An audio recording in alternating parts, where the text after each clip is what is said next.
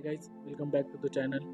आज आपण बघणार आहे CCMP वर्सेस MMC, महाराष्ट्रातील सर्वात मोठा वैद्यकीय वाद, इतिहास, कायदा व न्यायालय आणि माझे मत. नमस्कार मित्रांनो, आज आपण आपल्या महाराष्ट्रातील सध्या सर्वाधिक चर्चेत असलेल्या विषयावर बोलणार आहे. CCMP पूर्ण केलेले BHMS डॉक्टरांना महाराष्ट्र मेडिकल काउन्सिलिंग किंवा MMC मध्ये नोंदणी का दिली जाते? हा निर्णय योग्य आहे का? MMC ची स्थापना कशासाठी झाली होती? BHMS साठी आधीपासून स्वतंत्र कौन्सिल असताना MMC मध्ये नोंदणीची गरज का निर्माण झाली? आज आपण आपल्या कोणत्याही व्यक्ती किंवा शाखेच्या विरोधात बोलणार नाही. आपण फक्त इतिहास, कायदा, न्यायालयीन घडामोडी आणि वस्तुस्थिती समजून घेणार. तर जेव्हा तुम्ही MBBS पास करतात तर तेव्हा तुम्हाला एक MMC मध्ये रजिस्ट्रेशन करावं लागतं, जेणेकरून तुम्ही महाराष्ट्रात प्रॅक्टिस करू शकता. ठीक आहे. तर तुम्हाला अजून दुसऱ्या राज्यात कधी गेलं तर तिथं तुम्हाला त्यांची MMC मध्ये रजिस्ट्रेशन करावं लागेल. प्रत्येक राज्याचं वेगवेगळं काउन्सिल आहे. ठीक आहे. यामध्ये भारतात मेडिकल काउन्सिलिंगचा इतिहास काय सांगतो? ते 1933 साली मेडिकलमध्ये इंडियन मेडिकल काउन्सिल ॲक्टची स्थापना झाली. त्यानंतर 1948 मध्ये मेडिकल काउन्सिल ॲक्ट हे अधिकृतपणे कार्यरत झाले. त्यानंतर 1956 मध्ये इंडियन मेडिकल काउन्सिल ॲक्ट 1956. नंतर आता हे सगळं काही 1956 पासून आतापर्यंत चालत आलं. त्यानंतर 2020 नॅशनल मेडिकल कमिशनने मेडिकल काउन्सिल ऑफ इंडियाची जागा घेतली. ठीक आहे. या संस्थेचा उद्देश एकच होता, आधुनिक वैज्ञानिक वैद्यकीय शिक्षण गुणवत्ता आणि नोंदणी नियंत्रित करणे आणि शिक्षणाची जी गुणवत्ता आहे ती वाढवणे. ठीक आहे. मग त्यानंतर अजून काय झालं? महाराष्ट्र मेडिकल काउन्सिल आलं. तर त्याचा इतिहास काय सांगतो? 1960 मध्ये आपल्या महाराष्ट्र राज्याची स्थापना झाली. त्यानंतर 1965 मध्ये मेडिकल काउन्सिल ॲक्ट मंजूर झाला. ठीक आहे. त्यानंतर 1967 मध्ये महाराष्ट्र मेडिकल काउन्सिल ही कार्यरत झाली. ठीक आहे. तर त्यानंतर काय झालं? MMC ची उद्दिष्ट काय होती स्थापन करण्याची?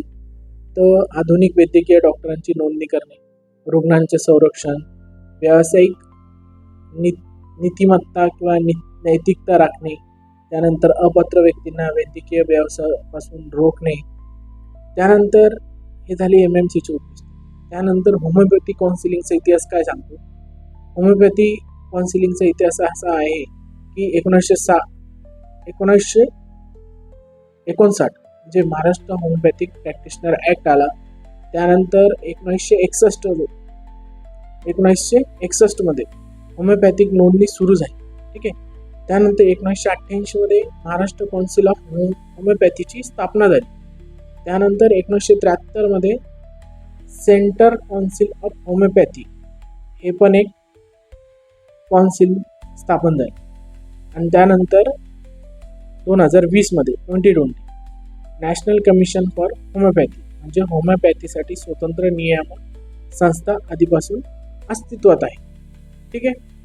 त्यानंतर MBBS आणि BHMS या दोन्ही डिग्र्या शासन मान्य पदव्या आहेत. बरोबर आहे. दोन्ही डॉक्टर समाजाची सेवा करतात. दोघांचा उद्देश एकच आहे, रुग्णाला योग्य उपचार देणे.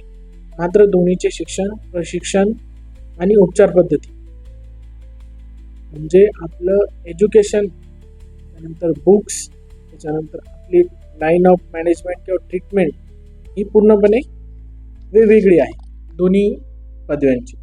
ठीक आहे. अभ्यासक्रम पण वेगळाच आहे, तुम्हाला बोललो मी, आणि नियमन संस्था पण वेगवेगळ्या आहे. त्यांचं BHMS काउन्सिल आहे आणि आपण नॅशनल मेडिकल काउन्सिल किंवा MMC मध्ये रजिस्ट्रेशन. ठीक आहे. मग CCMP ची सुरुवात कशी झाली? 1995 मध्ये महाराष्ट्र शासनाने काही परिस्थितीमध्ये BHMS डॉक्टरांना मर्यादित आधुनिक औषधाचा वापर करण्याबाबत शासन निर्णय दिला. ठीक आहे.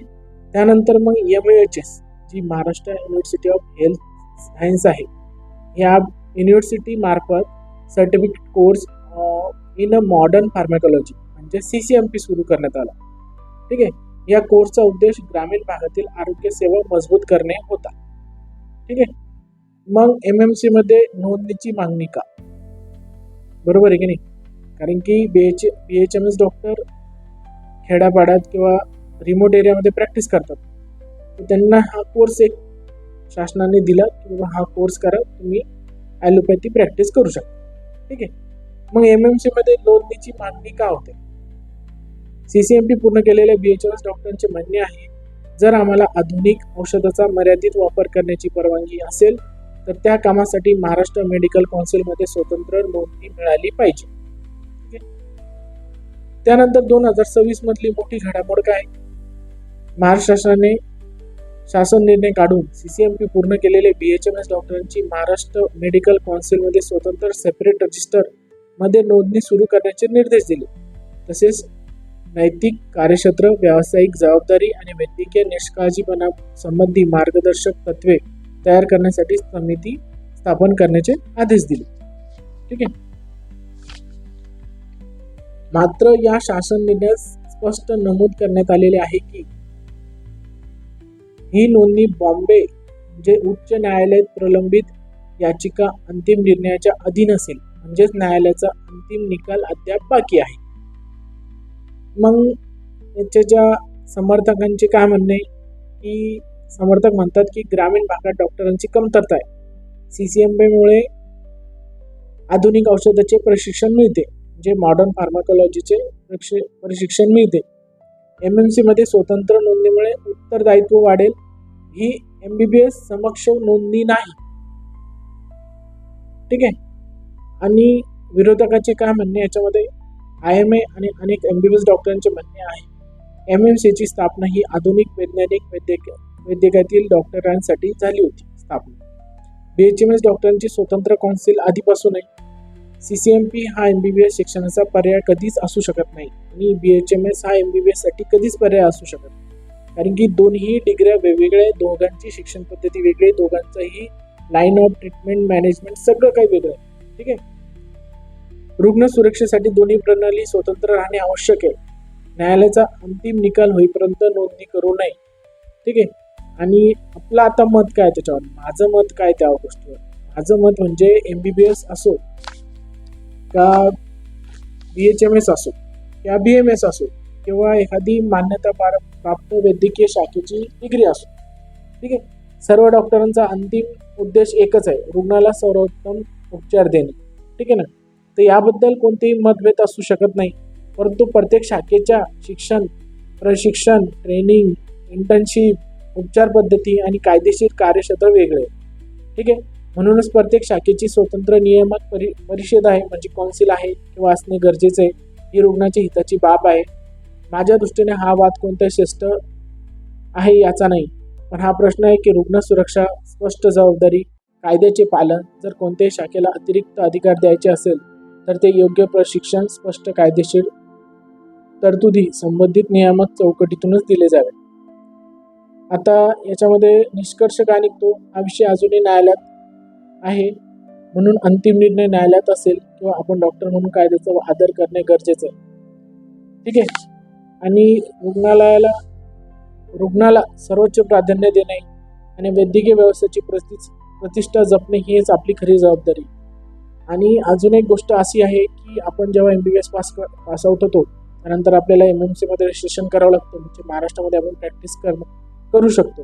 आणि आपण एखादं MD MS ॲडिशनल कोर्स किंवा ॲडिशनल अभ्यासक्रम पूर्ण केला तर आपण MMC मध्ये जाऊन आपल्याला ॲडिशनल एज्युकेशनचं रजिस्ट्रेशन करावं लागतं. तर तुम्ही तसंच BHMS काउन्सिलमध्ये ॲडिशनल क्वालिफिकेशनचं रजिस्ट्रेशन करून घ्या. यांचं CCMPचं यांचं MMC मध्ये रजिस्ट्रेशन करणे का गरजेचं आहे हे मला पण आतापर्यंत कळालेलं नाही आहे.